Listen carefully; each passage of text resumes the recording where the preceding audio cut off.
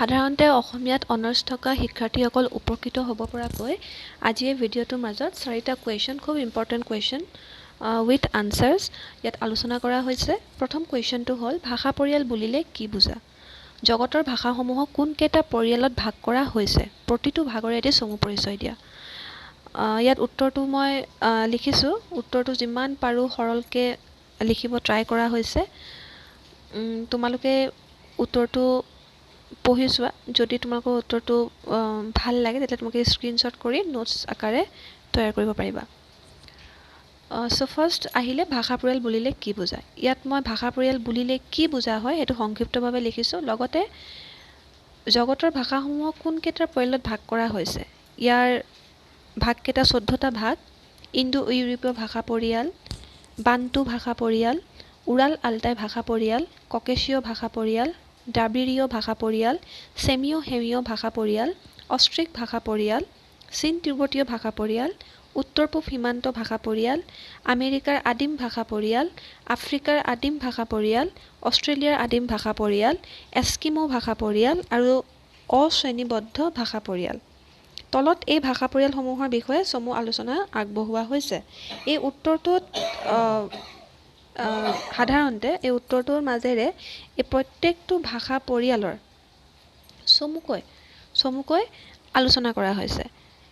কাৰণ আমি পৰীক্ষাত ইমান সময় পোৱা নাযায় এটা কুৱেশ্যন লিখিবলৈ, মানে আনচাৰ লিখিবলৈ। চ' যাতে সেই সময়খিনিৰ ভিতৰতে মানে তেওঁলোকে যি যি কুৱেশ্যন কৰিছে প্ৰত্যেকটো উত্তৰ যাতে পায় সেইভাৱে এইখিনি উত্তৰখিনি কিন্তু লিখিব ট্ৰাই কৰা হৈছে। ফাৰ্ষ্ট আহিলে ইণ্ডো ইউৰোপীয় ভাষা পৰিয়াল, বান্টু ভাষা পৰিয়াল বা ইণ্ডো ইউৰোপীয় ভাষা পৰিয়ালৰ পৰা একদম অশ্ৰেণীবদ্ধ ভাষা পৰিয়াললৈকে চমুকৈ আলোচনা কৰা হৈছে।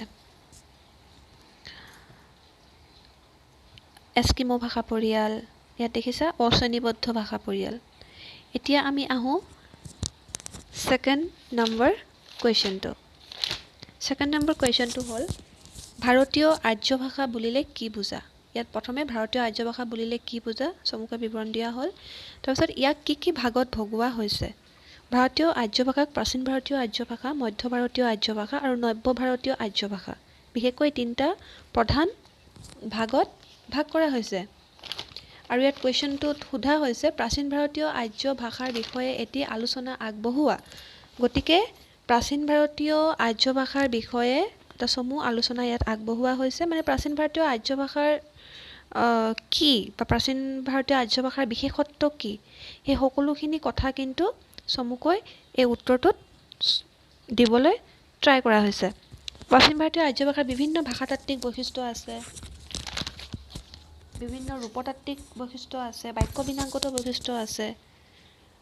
তাৰপিছত উপসৰ্গ বা ধাতু আদি শব্দ আদিৰ বা শেষত যোগ হ'লে স্বাধীনভাৱেও সেইবোৰ যথেষ্ট ব্যৱহাৰ আছে। এনেকুৱা ধৰণৰ বৈশিষ্ট্য আছে। গোটেই বৈশিষ্ট্যখিনি ইয়াত পইণ্ট ৱাইজ 1ৰ পৰা 11লৈকে পইণ্ট ৱাইজ আলোচনা কৰা হৈছে। এতিয়া আমি আগবাঢ়ি যাওঁ 3 নম্বৰ কুৱেশ্যনটো। 3 নম্বৰ কুৱেশ্যনটো হ'ল মধ্য ভাৰতীয় আৰ্য ভাষা কি? এই ভাষাৰ বিভিন্ন ভাষাতাত্ত্বিক বৈশিষ্ট্য সম্পৰ্কে এটি আলোচনা যুগুত কৰা। তোমালোকে এই আনচাৰটো দেখিছা। ইয়াত প্ৰথমে মধ্য ভাৰতীয় আৰ্য ভাষা কি? মধ্য ভাৰতীয় আৰ্য ভাষা কি সেই বিষয়ে লেখা হৈছে। ঠিক আছে।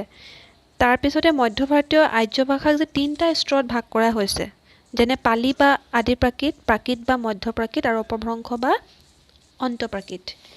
এইখিনি কথাও ইয়াত আলোচনা কৰা হৈছে। লগত ছেকেণ্ড কুৱেশ্যনটো যিটো আছিলে এই ভাষাৰ বিভিন্ন ভাষাতাত্ত্বিক বৈশিষ্ট্য সম্পৰ্কে এতিয়া আলোচনা যুগুত কৰা। যিহেতু ইয়াত ভাষাতাত্ত্বিক বৈশিষ্ট্যৰ কথা কৈছে, ইয়াত কিন্তু কেৱল ভাষাতাত্ত্বিক বৈশিষ্ট্যৰ বিষয়েহে সোধা হৈছে। গতিকে আমি ফ'কাছ কৰিব লাগিব আমি ভাষাতাত্ত্বিক বৈশিষ্ট্যৰ বিষয়ে আনচাৰটো এপ্ৰপ্ৰিয়েটভাৱে দিবৰ কাৰণে। কাৰণ আমাৰ হাতত পৰীক্ষাত আনচাৰ লিখিবলৈ সময় খুব কম থাকে। তো ভাষাতাত্ত্বিক বৈশিষ্ট্য বুলি ক'লে প্ৰথমতে আহে ধ্বনিতাত্ত্বিক বিশেষত্ব। ইয়াত ধ্বনিতাত্ত্বিক বিশেষত্ব পইণ্ট ৱাইজ দি মই দেখাইছোঁ ধ্বনিতাত্ত্বিক বিশেষত্ব। ইয়াত মই বহুতখিনি পইণ্ট দিছোঁ। তোমালোকে নিজৰ ইচ্ছা অনুসাৰে বা যিমান নম্বৰ থাকে সেই নম্বৰ অনুসাৰে তোমালোকে সজাই ল'বা। লগত আছে ৰূপতাত্ত্বিক বিশেষত্ব। ৰূপতাত্ত্বিক বিশেষত্ব মই ইয়াত 5টা পইণ্ট দিছোঁ। শব্দতাত্ত্বিক বিশেষত্ব মই ইয়াত 4টা পইণ্ট দিছোঁ। মিনিমাম 5টা বা 4টা পইণ্টটো লিখিবই লাগে। গতিকে তোমালোকে আনচাৰখিনি স্ক্ৰীনশ্বট মাৰি ধুনীয়াকৈ নোটছ তৈয়াৰ কৰি ল'বা। ঠিক আছে। আৰু কিবা যদি ডাউট আছে এই কুৱেশ্যন আনচাৰখিনিক লৈ তেতিয়াহ'লে মোক কমেণ্ট বক্সত কমেণ্ট কৰিবা মই চেষ্টা কৰিম যিমান পাৰোঁ তোমালোকৰ ডাউটবোৰ ক্লিয়াৰ কৰিবৰ কাৰণে তাৰপিছতে আহিলে নেক্সট কুৱেশ্যনটো হ'ল নব্য ভাৰতীয় আৰ্য ভাষাৰ অন্তৰ্গত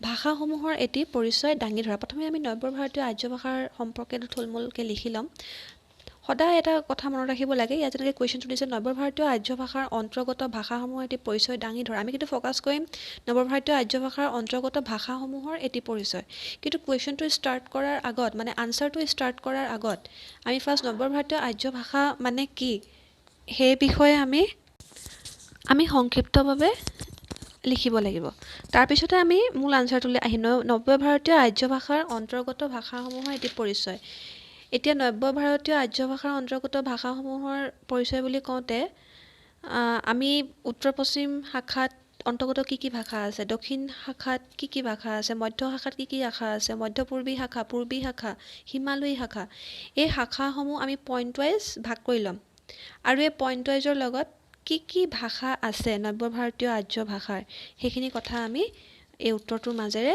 দিবলৈ চেষ্টা কৰিম